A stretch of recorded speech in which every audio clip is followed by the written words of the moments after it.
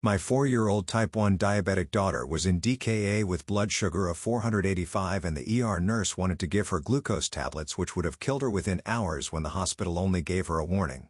Instead of firing her, I started following her and discovered she'd been asking other nurses basic questions like whether fruity breath meant high or low blood sugar. Turns out, she had cognitive impairment and had been working 16-hour shifts updating patient charts from memory at the end of each shift for years. When I brought my 4-year-old daughter to the ER for vomiting, I thought we were dealing with a stomach bug. Mia had thrown up 3 times since I picked her up from daycare and couldn't keep anything down. But kids get stomach viruses all the time, right? Every time she tried to sip water, she would vomit again within minutes. I'm talking violent retching that left her shaking and crying. Her breath had this weird sweet smell that made me nervous. I kept telling the triage nurse, "She's type 1 diabetic. I think her blood sugar might be really high. Can someone please check?" And the whole time Mia was draped over my shoulder, her breathing was fast and shallow. The nurse on duty, this woman with long blue hair and the most bored expression I'd ever seen, sighed. "Ma'am, it's probably just stress. Kids these days get worked up about anything and everything." I froze, her words circling around my head like sharks. Just stress? My baby's skin was gray and clammy. I'd been managing her condition for months. "This wasn't just stress," I insisted. "But she's breathing fast and her breath has that fruity smell? Those are warning signs, aren't they?" The nurse rolled her eyes and started chewing her gum with her mouth wide open. "We'll call you when a bed opens up. Have a seat and calm down." I tried to take deep breaths and even play my 432 Hz sound frequency. But 10 minutes turned into an hour. An hour turned into 2. And before I knew it, I had been sitting in the waiting room for 5 hours with no follow-up. Mia was getting worse, barely conscious at points. I kept going back to the desk, but the same nurse brushed me off every time with, "Still waiting on a room."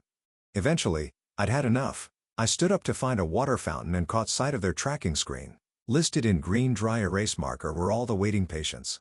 Sitting right there was Mia's name. Beside it, I expected to see the word emergency or room needed. But no. Right there, in plain English, were the words, "Give glucose tablets and send home." My blood ran cold. Sent home? No one had even tested her blood sugar yet. I stormed over to the nurse. "Excuse me, but why does the board say give glucose tablets? Her blood sugar is high, not low. Nobody has even tested her." She barely looked up from her computer. "The physician already assessed her based on symptoms. He'll start fluids when we get a room." My voice shook with anger. "Which physician? No one has so much as looked at her." She finally met my eyes, visibly annoyed. "The doctor's been monitoring all the cases. You must have been distracted." I was done playing games. I approached the charge desk and demanded, "I need the name of tonight's emergency physician, right now." The desk clerk said, "That's Dr. Post Office, currently with a trauma patient." I planted myself where I could see the hallway and waited. When I saw a woman in scrubs with the right badge walking by, I practically jumped in front of her. "Dr. Poe, I'm Mia's mom. Can you please tell me why you ordered glucose tablets for her?" She stopped and looked genuinely confused. "I'm sorry, who? I haven't ordered anything for anyone named Mia tonight." My pulse hammered. "She's the 4-year-old with diabetes, vomiting, and fruity breath. The nurse said you diagnosed glucose tablets." Her entire demeanor shifted. "Glucose tablets for fruity breath? Number absolutely not. Let me see her right now." Dr. Poe crouched beside Mia, noted her breathing pattern and her face darkened. "I need a glucometer and crash cart. This child's in ketoacidosis." I looked back at that blue-haired nurse who had become fascinated with filing paperwork. The blood sugar reading was 485. Dr. Poe told me if we'd given her those glucose tablets, it would have pushed her blood sugar even higher and killed her within hours. "I want that nurse away from my daughter immediately," I told the doctor. She nodded and had security ensure it.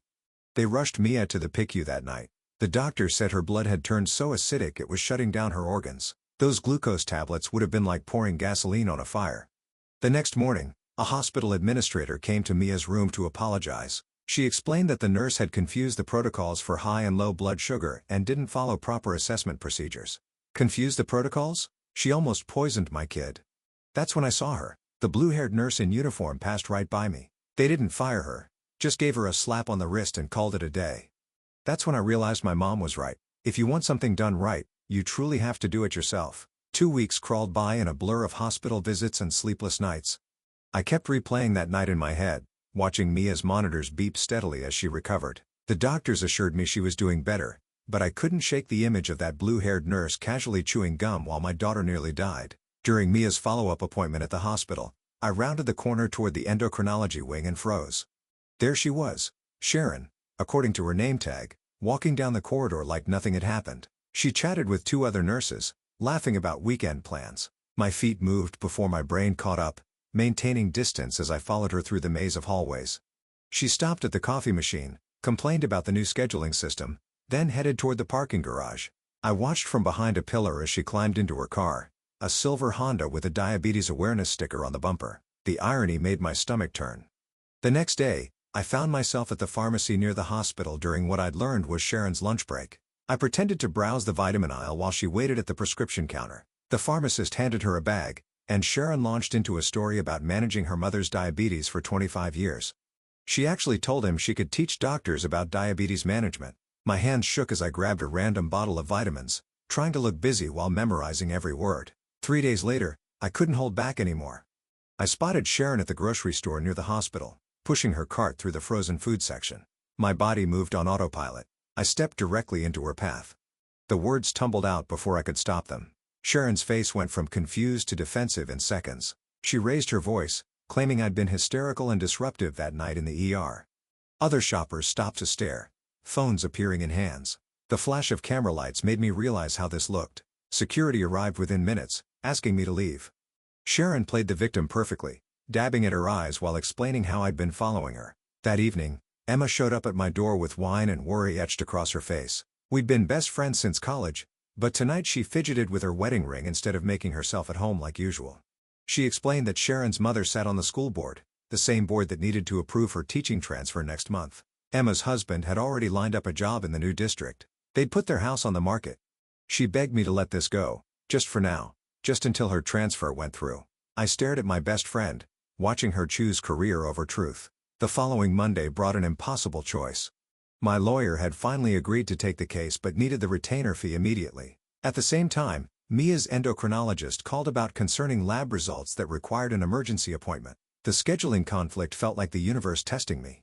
While grabbing Mia's medical records from the nurse's station, I noticed the shift schedule posted on the break room wall. Sharon's name appeared in neat handwriting, marking her for evening shifts all week. I snapped a quick photo before anyone noticed. Choosing Mia's appointment meant missing the lawyer meeting. It also meant Sharon had time to act. By the time we returned from the endocrinologist, 3 voicemails waited on my phone. Hospital security had received a formal harassment complaint.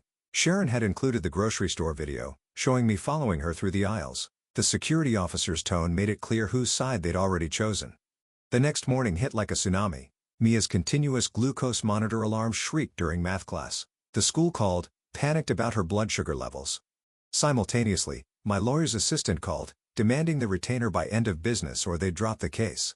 Then Carl's number flashed on my screen. My ex-husband's voice dripped with fake concern as he mentioned consulting a custody evaluator about my recent instability.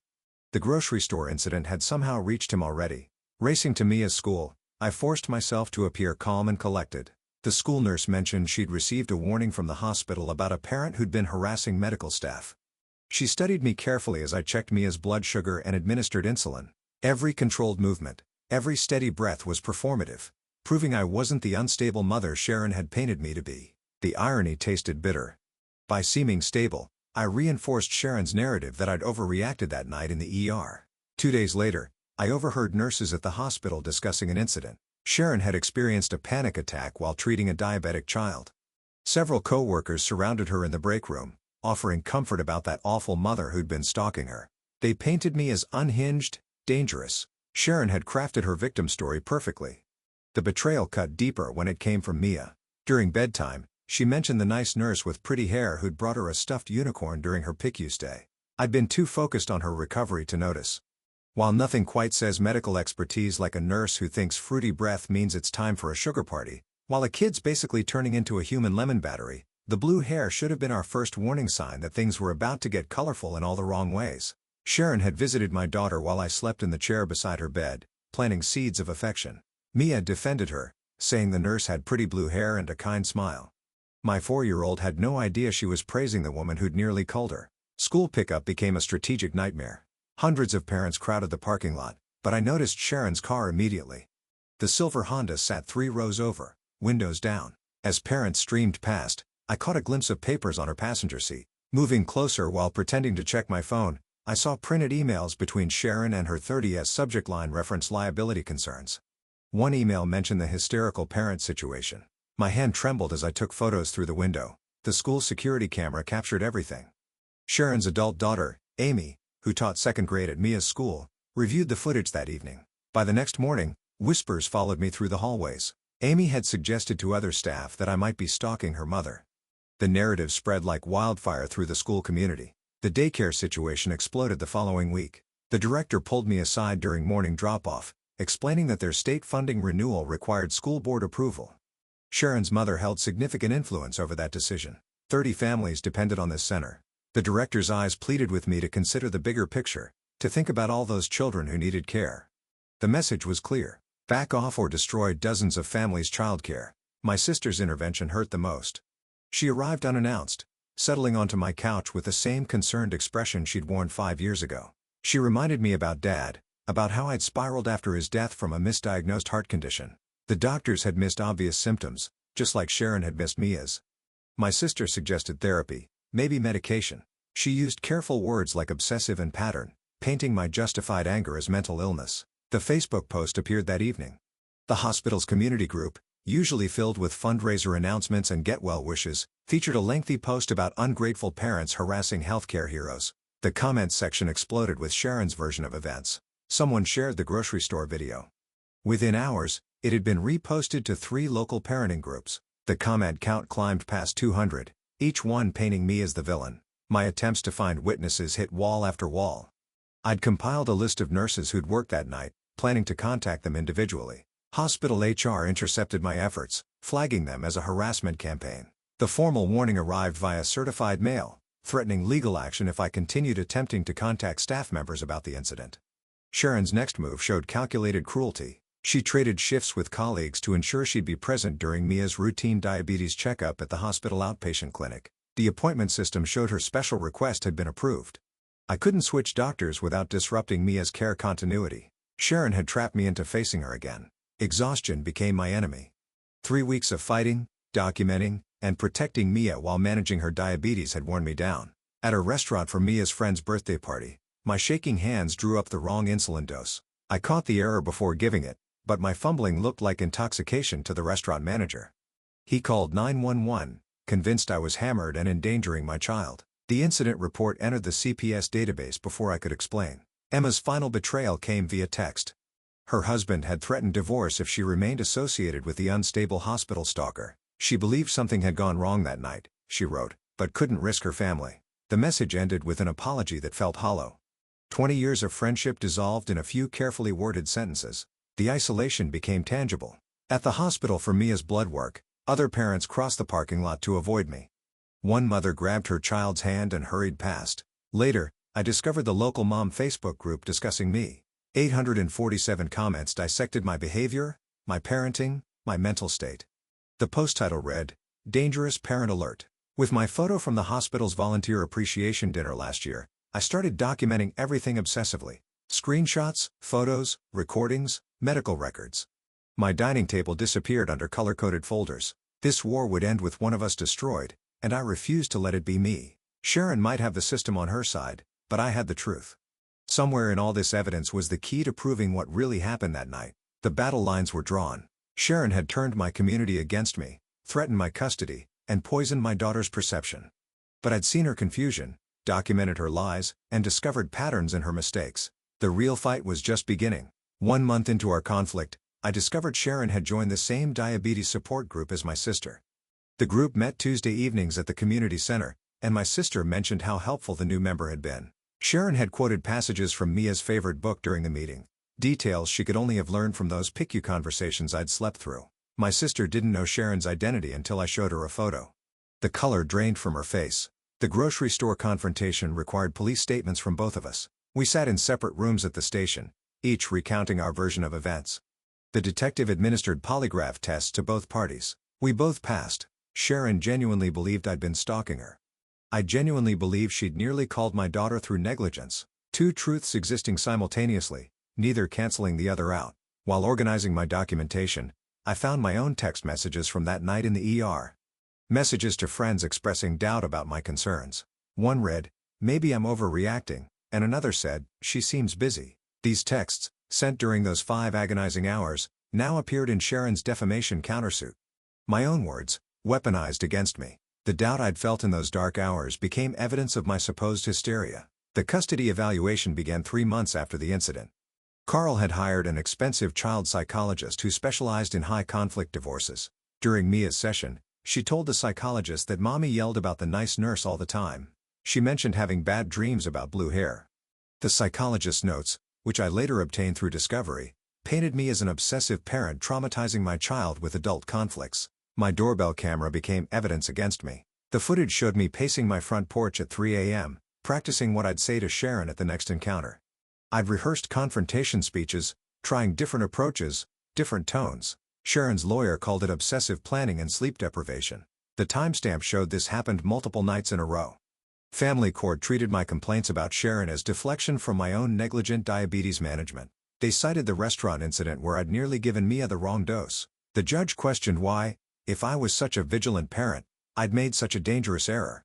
My exhaustion from fighting Sharon became evidence of my unfitness as a mother. Patterns emerged in Mia's medical records. Her MyChart notes showed 3 instances of dosage clarification needed during appointments where Sharon had been present. Each time the attending physician had to correct medication orders Sharon had suggested, the pattern was subtle but consistent. Sharon's confusion wasn't limited to that one terrible night. Public records revealed more. Sharon's name appeared in hospital board meeting minutes from 2 years ago. The discussion centered on staff retraining needs following unspecified incidents. The minutes were vague, but Sharon was one of 5 nurses mentioned by name. I wondered how many other families had suffered before us. My court-mandated therapy sessions became another weapon against me. The therapist, bound by court order to report to the custody evaluator, documented my revenge fantasies. I'd been honest about imagining Sharon losing her license, facing justice for what she'd done. Those therapeutic conversations, meant to help me process trauma, became evidence of my vindictive nature. I attempted to record Sharon during school pickup. She'd started volunteering for crosswalk duty, positioning herself where I'd have to pass her daily. I held my phone low, trying to capture her harassment. Sharon spotted the device immediately. She called security, citing existing stalking documentation. The principal banned recording devices at pickup. Sharon smiled while the police took my statement. The 3 p.m. pickup routine became psychological warfare. Sharon timed her volunteer shift specifically for Mia's release. I had to walk past her every single day, feeling her eyes on me, watching her interact sweetly with other parents. She'd wave at Mia, who'd wave back enthusiastically. Other parents noticed my discomfort and whispered about the unstable mother who couldn't let things go. An ICU nurse who'd witnessed everything that night finally agreed to meet me. We sat in a coffee shop far from the hospital. She confirmed she'd seen Sharon's confusion, watched her write the wrong orders, but her husband's construction company depended on contracts with the school district. Sharon's mother had already made veiled threats about those contracts. The nurse looked me in the eye and said she'd seen it all but couldn't risk her family's livelihood. Another witness lost to Sharon's family's influence. The hospital cafeteria became a battlefield. During one of Mia's appointments, I realized Sharon had started wearing the exact same scrubs brand I'd described in my complaint. She'd even acquired the same diabetes awareness pin she'd worn that night. When she passed our table, her perfume triggered something in Mia. My daughter's face went pale, her hands shaking. Other families noticed Mia's reaction. Sharon had weaponized trauma responses. A hospital mediator reached out about settlement discussions. Sharon offered to transfer to a different department if I dropped the civil suit and publicly admit to misunderstanding the situation that night.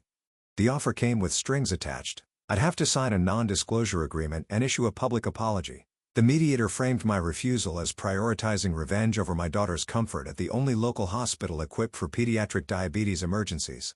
My investigation deepened. I discovered Sharon had written glucose orders without the required physician approval. Hospital policy mandated co-signatures within 30 minutes for all medication orders. Sharon's orders that night had never been co-signed. This wasn't about someone else writing wrong orders. Sharon herself had violated protocol, acting beyond her scope of practice.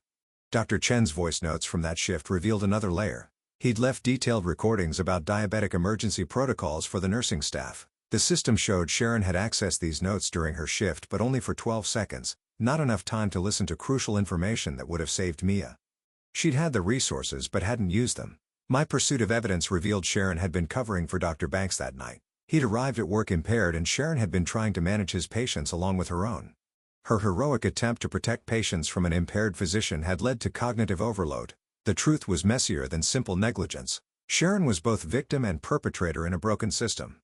Carl filed for emergency custody after 4 months of legal battles. He used Sharon's character witness statement describing my harassment pattern. My own mother faced an impossible choice: support me and risk losing access to her grandchildren or maintain neutrality.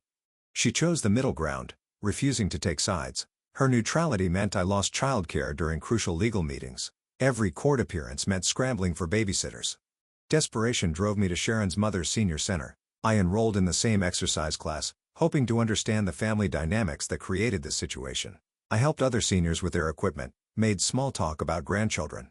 Sharon's mother mentioned her daughter's dedication to nursing despite the long hours and difficult patients. She never mentioned the incident with Mia. I discovered Sharon's ex-husband coached at a gymnastics center. I enrolled Mia in classes there, learning about Sharon's messy divorce through overhead conversations. She'd fought a custody battle over their teenage daughter Brittany. The patterns of control and manipulation I recognized in our conflict had deep roots in Sharon's personal life. Evidence mounted from public records. Hospital board meeting minutes showed 3 glucose protocol incidents during Sharon's shifts over 2 years.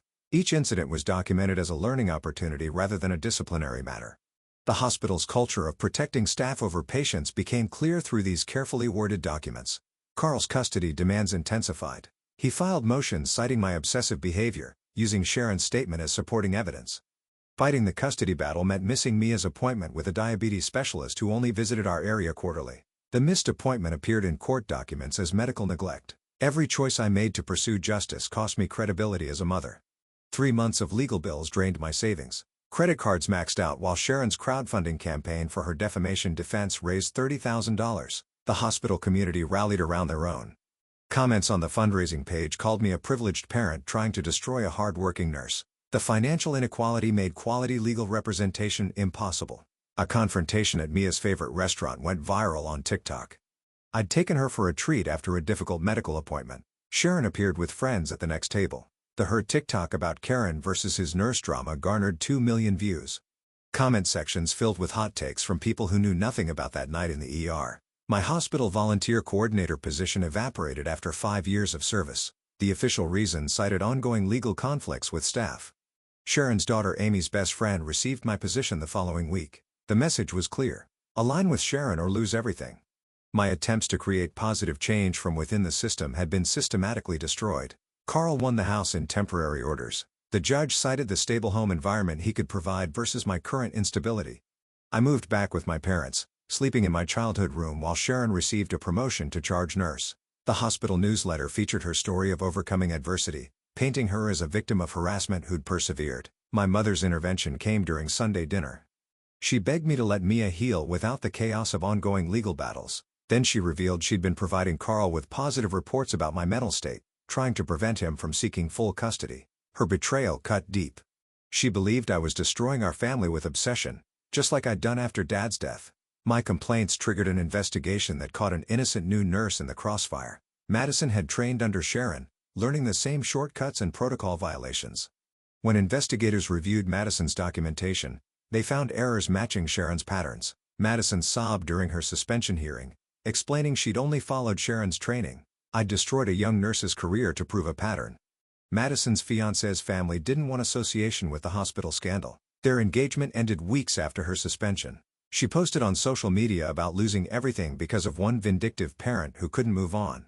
The hospital community rallied around Madison, painting me as a destroyer of innocent lives. I continued pursuing evidence, justifying Madison's destruction as preventing future victims. The hospital chaplain who'd counseled me during Mia's PICU stay requested a meeting.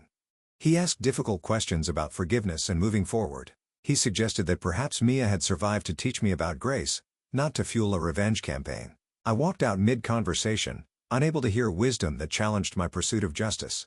During my deposition, opposing counsel presented evidence I'd never considered. Security footage showed me leaving the ER twice that night, once to move my car and once for coffee. They painted these absences as abandoning my critically ill child. My explanation about parking meters and exhaustion fell flat. The narrative shifted. I'd been a negligent parent, blaming others for my own failures. Discovery revealed the worst truth yet.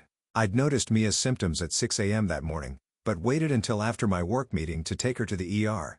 6 crucial hours lost because I'd prioritized a presentation over my daughter's health. Sharon's lawyer hammered this point. If I'd brought Mia in immediately, she would have been seen before Sharon's shift even began.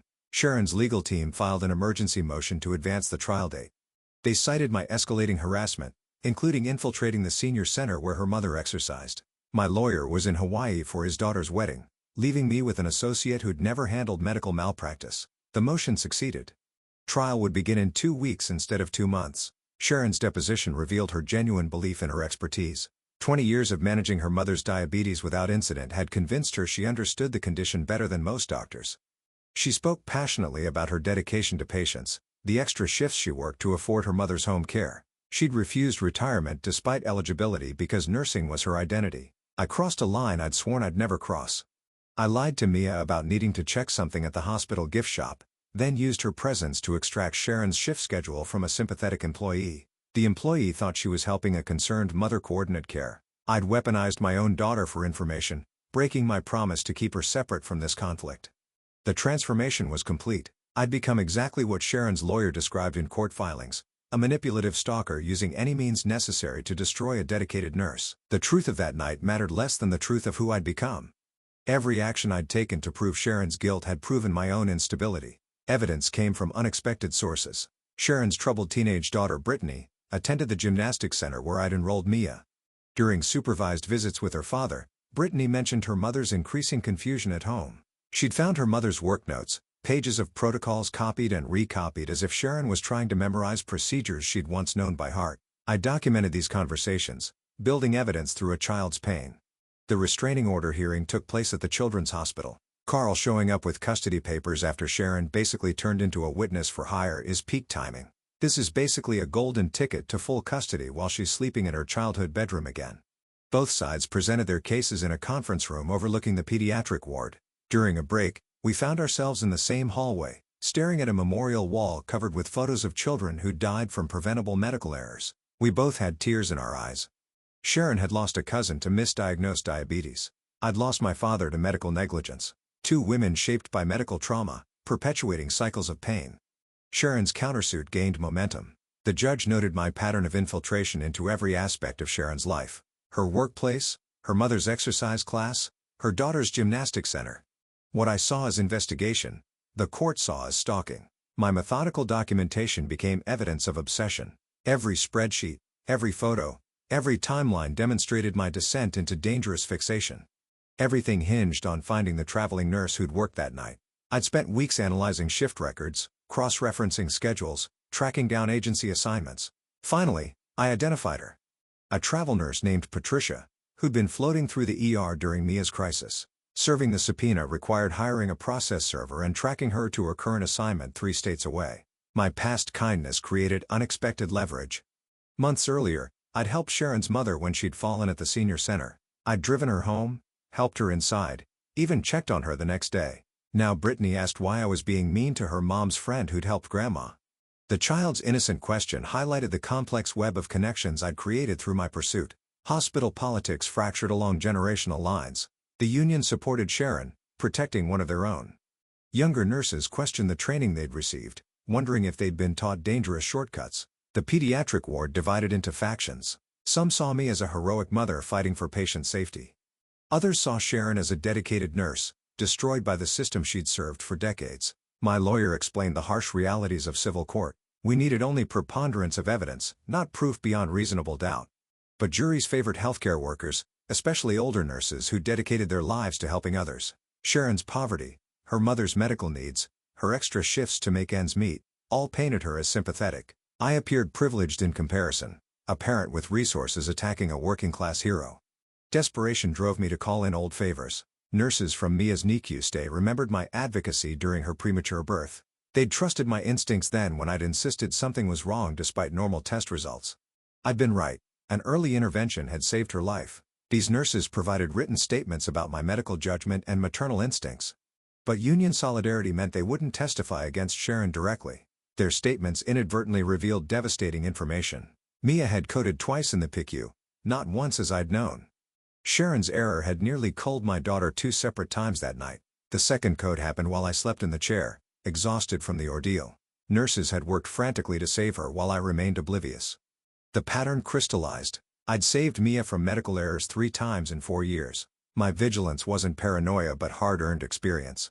Patricia, the traveling nurse, voluntarily provided a written statement after receiving the subpoena. She confirmed Sharon had seemed confused about glucose protocols that night. She'd asked Patricia basic questions about diabetes management, questions any experienced nurse should have known. But the statement revealed more. Sharon had doubted herself but proceeded anyway, too proud or too confused to admit uncertainty. The pattern became undeniable. Sharon showed signs of cognitive decline under stress. Her errors clustered during high-pressure shifts. The hospital had never tested her cognitive function despite multiple incidents. She was impaired but undiagnosed, a danger to patients hidden by systemic failures and union protection. My strategy shifted from proving malice to demanding competency testing for all ER staff. Sharon's deposition revealed another crucial detail. She updated all charts at shift end, not contemporaneously as required. This practice, common among overworked nurses, explained timeline discrepancies in Mia's records. Sharon genuinely believed she'd followed protocols because she'd documented them hours after the fact, her memory filling gaps with false certainty. The arbitration hearing approached with both sides preparing for battle. The hospital offered settlement to avoid a precedent-setting trial about cognitive testing for aging nurses. The union couldn't afford to lose this fight. Mandatory testing would affect dozens of senior nurses who'd served faithfully for decades. The systemic implications dwarfed our personal conflict. I presented evidence calmly during preliminary arbitration sessions. My transformation from vengeful parent to patient safety advocate unsettled Sharon's legal team. They objected to my sudden reasonableness, having built their case around my instability. Every measured word, every professional presentation of evidence undermined their narrative while supporting mine. Patterns emerged from comprehensive analysis. Sharon's errors weren't random, but predictable, clustering during double shifts and high-stress periods. The system had failed her as much as she'd failed Mia. Chronic understaffing forced cognitive overload on aging nurses who should have been protected, not exploited. The evidence painted a picture of institutional negligence enabling individual errors. Both sides prepared for final arbitration, knowing only one of us would emerge professionally intact. The conference room filled with stakeholders, hospital administrators, union representatives, patient safety advocates. 50 staff members would witness our confrontation, forced to choose sides publicly. The breakroom alliances would become formal positions affecting hospital policy for years to come. The arbitration room felt like a pressure cooker. 50 pairs of eyes watched as I laid out my evidence methodically. Sharon sat across from me, her hands trembling slightly as she reviewed her own notes. The breakroom alliances manifested physically in the seating arrangement, nurses clustering by generation and loyalty. The NICU nurses' statements hit harder than expected. The arbitrator's eyebrows rose as she read about Mia coding twice that night. Sharon's face went ashen. She genuinely hadn't known about the second code. Her lawyer objected, but the medical records confirmed it. 2 near-death experiences from 1 medication error. My revelation about saving Mia from medical errors 3 times in 4 years shifted the room's energy. The younger nurses exchanged glances. How many other vigilant parents had they dismissed as paranoid? The pattern I'd established wasn't obsession, but experience. Every time I'd trusted my instincts, I'd been right. Patricia's written statement became the turning point. The traveling nurse had documented Sharon asking basic questions about diabetes management during Mia's crisis. Questions like whether high blood sugar caused vomiting, whether fruity breath meant hypoglycemia or hyperglycemia, fundamental knowledge any ER nurse should possess instinctively. Sharon's lawyer tried damage control, but Patricia had been thorough. She'd noted Sharon's confusion about insulin types, her uncertainty about ketoacidosis symptoms. The traveling nurse had assumed Sharon was testing her knowledge, not genuinely confused. The truth was more troubling than malice. I watched Sharon's face crumble as she realized her own limitations. 20 years of managing her mother's stable type 2 diabetes hadn't prepared her for pediatric type 1 emergencies. Her expertise was an illusion built on routine care, not crisis management. The recognition destroyed her more than any accusation could. The arbitrator called for a recess. In the hallway, I overheard union representatives arguing. Some wanted to protect Sharon at all costs. Others worried about liability if they defended demonstrable incompetence. The younger nurses pushed for reform while senior staff circled wagons around their colleague. During the break, Sharon's mother arrived with Mia in tow. Carl had arranged it, thinking Mia's presence would make me appear unstable. Instead, something unexpected happened. Sharon's mother struggled with her glucose monitor, her arthritis making the buttons difficult. Without thinking, I helped her test her blood sugar. our shared experience with diabetes creating an odd moment of connection. Sharon watched this interaction, tears forming. She saw what I saw. Two families destroyed by the same broken system. Her mother needed her income for medical care. My daughter needed safe hospitals.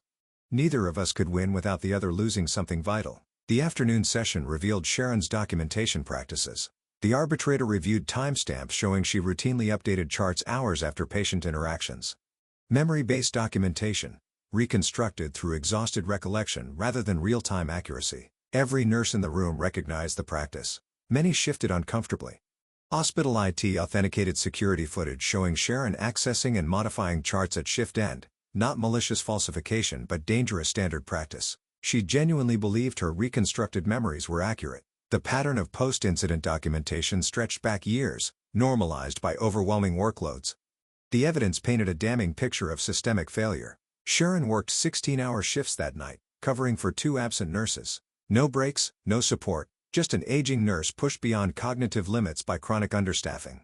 50 people crammed into one room to watch 2 women argue about medical mistakes. Sounds like the world's most depressing reality show where nobody wins and everyone needs therapy afterwards. Her errors were predictable, preventable, and ultimately institutional.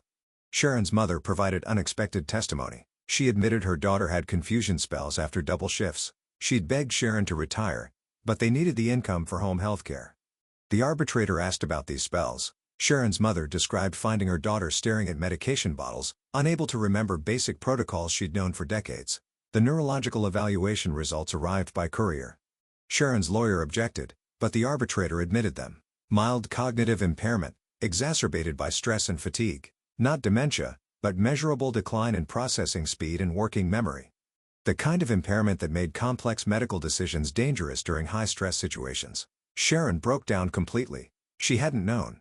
The confusion, the uncertainty, the need to copy protocols repeatedly. She'd attributed it all to normal aging. The union representatives looked stricken. How many other senior nurses were silently struggling? Too proud or too bored to retire? The arbitrator ordered a comprehensive review of ER staffing patterns. The data revealed a nightmare scenario. Senior nurses routinely worked double shifts, covered multiple stations, and made critical decisions while cognitively compromised by exhaustion. The system didn't just enable errors. It guaranteed them. My lawyer presented our final argument. We weren't seeking Sharon's destruction, but systemic reform. Mandatory cognitive testing for all ER staff. Strict limits on consecutive hours worked. 2 nurse verification for pediatric emergencies. Changes that would protect both patients and healthcare workers. Sharon's team countered with financial realities. Cognitive testing would force dozens of senior nurses into retirement. The hospital couldn't afford to replace them. The nursing shortage meant choosing between impaired nurses and no nurses. They painted me as privileged, demanding perfection from an overwhelmed system. The union representatives split openly. Younger nurses supported reform, seeing protection in mandatory testing. Senior nurses saw discrimination, forced retirement.